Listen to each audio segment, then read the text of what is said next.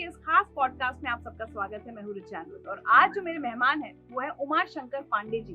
इत्तेफाक से मेरे ही क्षेत्र बुंदेलखंड से हैं और इन्हें परंपरागत तरीकों से जल संरक्षण के इनके प्रयासों के लिए हाल ही में पद्मश्री से सम्मानित किया गया है। और इनके जो बहुत सारे प्रयास हैं उनमें सबसे खास है खेत पर मेड़ और मेड़ पर पेड़। तो आइए इनसे हम भी सीखें कि कैसे गांव-गांव में जल संरक्षण करके खुशहाली और हरियाली लाई जा सकती है। उमाशंकर पांडे जी, बहुत बहुत स्वागत है आपका। बहुत बहुत धन्यवाद रिचा जी। सबसे पहले तो बहुत बहुत बधाई आपको पद्मश्री के लिए। कभी सोचा था कि अप्लाई नहीं करेंगे फिर भी इतना बड़ा सम्मान आपको मिल जाएगा? कभी नहीं सोचा था। चले बेटी। उमाशंकर जी, सबसे पहले तो हम जानना चाहेंगे कि ये जो आपकी मुहिम है खेत पर मेड़ और मेड़ पर पेड़, ये थोड़ा हम सबको समझाइए, क्या है ये आपकी मुहिम? पुरखों की जो बेजोड़ जल जोड़ने के तरीके हैं परंपरागत हैं और सबसे सरल। खेत पर मेड़ और मेड़ पर पेड़ दो संदेश देते हैं, एक तो पर्यावरण का और दूसरा जल संरक्षण। वर्षा की बूंदें जहां गिरे वहीं रुके।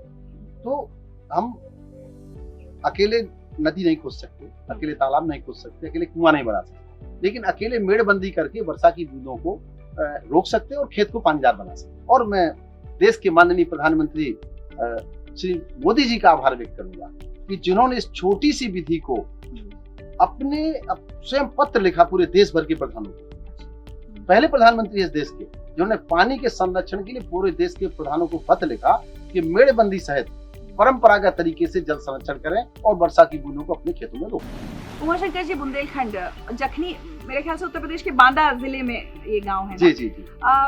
हम सभी जानते हैं सूखाग्रस्त इलाका है, बहुत खेती किसानी नहीं होती वहाँ, किसान गरीब है वहाँ का। आपने क्या बदलाव देखा जब आपने ये जल संरक्षण के काम शुरू किया और कितनी मुश्किलें आई इनको शुरू करने में या किसानों को समझाने में? देखिए, एक कहावत है कि पानीदार यहाँ का पानी, आग यहाँ के पानी, बुंदेलों की सुनो कहानी, बुंदेलों की वाणी। बुंदेलखंड में पानी की कमी नहीं है। बुंदेलखंड में भारत में सबसे ज्यादा नदियां, केन, बेतवा, बागे, यमुना, चंबल, दसान। बस थोड़ा सा क्या है कि बुंदेलखंड में पानी रोकने की जरूरत है, बुंदेलखंड ऊंचाई पर तो पानी बह करके निकल जाता है। और जल प्रबंधन जो बुंदेलखंड का है वो महाराज छत्रसाल ने 52 लड़ाइयां लड़ी और 52 बावड़ी बनाई। बुंदेलखंड में जो बुंदेलों चंदेलों ने जल प्रबंधन किया, जो वहां के ज्योतिया वंश के कर्णधार थे, उन्होंने जो पानी के लिए काम किया, बुंदेलों का जल प्रबंधन, पेशवाओं का जल प्रबंधन, मराठाओं का जल प्रबंधन, प्रतिहारों का जल प्रबंधन और गौड़ों का जल प्रबंधन, ये बुंदेलखंड में बहुत अद्भुत जल प्रबंधन है। कि मैं पहला व्यक्ति नहीं हूँ कि मैंने पानी के लिए काम किया है। आज भले ही ये देश में मेड़बंदी मेरे नाम से जानी जाती है, लेकिन इसका श्रेय जो जाता है वो हमारे पुरखों को, और उसका श्रेय देश में और पूरे देश में ले जाने का श्रेय माननीय प्रधानमंत्री मोदी जी। तो उन्होंने छोटी सी विधि को इतना उपयोगी माना कि लोग पानी बचाने के लिए स्वयं से प्रयास कर पाएंगे। आपकी ये विधि कि आप क्या काम कर रहे हैं जखनी गांव में, ये प्रधानमंत्री तक कैसे ये बात पहुंची? तो उनने खोजा, वो खोजते हैं प्रधानमंत्री जी। उनके पास में ये जो मैं ये बात कहूंगा कि मैं किसी दल में नहीं हूँ, मेरा कोई सिफारिश नहीं है, मैं गांव का हूँ।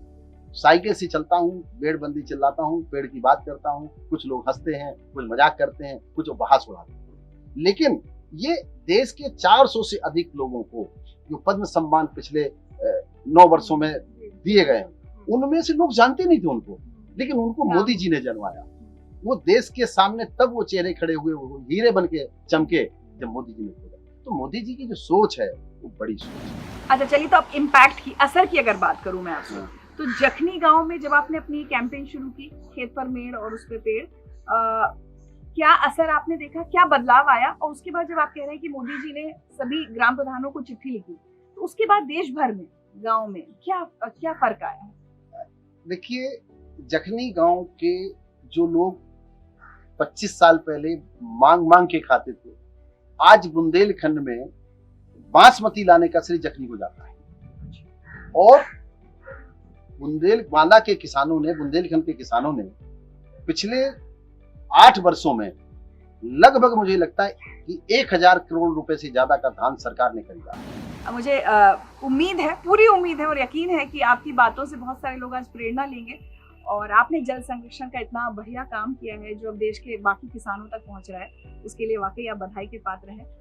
बहुत बहुत शुक्रिया हमसे बात करने के लिए। बहुत बहुत धन्यवाद आपका दूंगा कि बुंदेली मिट्टी से बुंदेली मिट्टी का संवाद हुआ, और ये मेरी देश की जो पुरखों की जल जोड़ने की विधि है, ये आपके माध्यम से, सरकार के माध्यम से, राज्यों सरकार के माध्यम से, जिस किसी ने भी इस पे प्रत्यक्ष अप्रत्यक्ष मेरा सपोर्ट किया है या कर रहे हैं, उन सबका मैं आभार व्यक्त करता हूं, उन तक जाएगी। बहुत बहुत धन्यवाद।